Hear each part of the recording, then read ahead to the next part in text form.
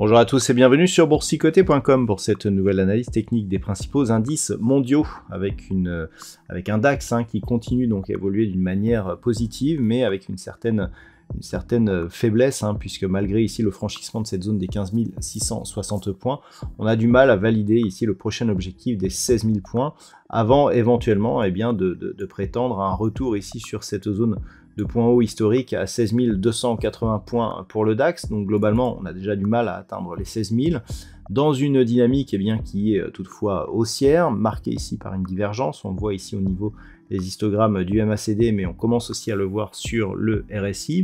Donc ce signal d'affaiblissement, tant qu'il n'est pas suivi d'effet, c'est-à-dire par une rupture de la zone des 15 660 points, il n'aura pas de conséquences sur la tendance. Et par contre, donc la semaine prochaine, il faudra surveiller cette zone des 15 660 points qui, en cas de cassure, enverrait des signaux assez négatifs puisqu'il nous enverrait le signal ici d'un possible retour ici dans cette zone de range qui annihilerait un petit peu la tendance haussière actuelle. Par contre, si les cours parviennent ici à rompre cette zone des 16 000 points, on pourrait donc revenir sur le niveau historique du DAX sur une résistance proche des 16 282 points. Concernant l'Eurostoxx 50, nous sommes toujours dans une tendance haussière. On a évolué ici quasiment toute la semaine sous la zone ici des 4000 points. Et puis en fin de semaine, on vient tester ici ou se rapprocher de cette zone des 4415 points. Alors cette zone correspond à un point haut que nous avions ici donc à la fin de l'année 2021, mais ce n'est pas un niveau historique, puisque si on regarde en graphique, voilà, graphique mensuel, on avait en 2000 des cours qui étaient bien plus hauts. Donc on est très loin de record historique sur cet indice. Si on revient maintenant sur le daily, la rupture de ce mouvement validerait toutefois une poursuite du mouvement haussier. Globalement, tant que l'on est ici au-dessus de la zone des 4320 et a fortiori au-dessus de la moyenne mobile 20 exponentielle, il n'y a aucune remise en cause de la tendance haussière.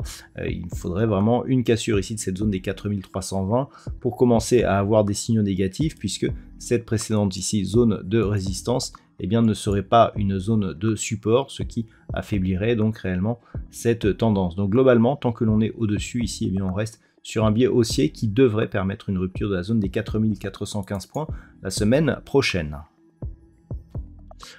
Au niveau du S&P 500, nous sommes toujours ici dans une dynamique qui donne aussi plutôt des signaux positifs. On se rapproche de la zone ici des 4195 points, mais on reste ici au-dessus de la zone des 4100 points vers laquelle évolue la moyenne mobile 20 exponentielle.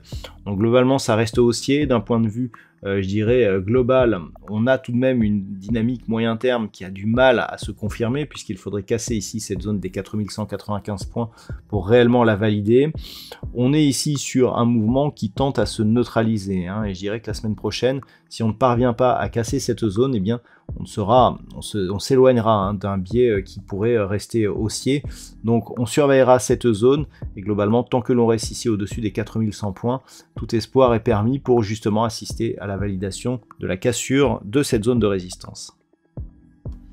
Sur le Nasdaq, on n'a pas beaucoup évolué cette semaine, puisque suite à la rupture ici de la zone des 12 890 points, on n'a quasiment pas bougé.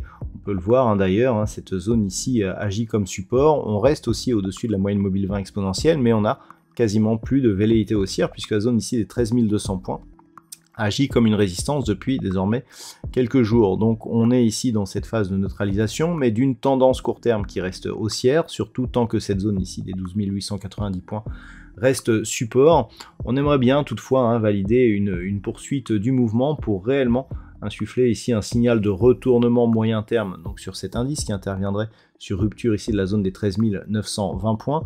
Pour l'instant, on n'y est pas du tout, on reste ici dans cette zone et globalement, si on devenait à casser ici cette zone des 12 890 points, eh bien les signaux seraient assez négatifs, hein, puisqu'ils pourraient même porter un retournement si la baisse persistait. Donc pour l'instant, on reste là aussi sur un mouvement haussier, beaucoup plus faible, hein, que ce que l'on peut constater en Europe, hein, du côté des États-Unis, mais attention ici à ces éventuelles zones de cassure sur les supports sur lesquels sont posés actuellement les indices américains.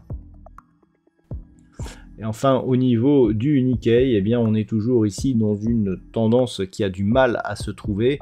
Lorsque l'on regarde un petit peu ce qui se passe, c'est très neutre, hein, d'un point de vue moyen-long terme. Hein. On est ici sur une vue supérieure à une année et globalement, eh bien, on est sur la zone supérieure d'un range moyen-long terme.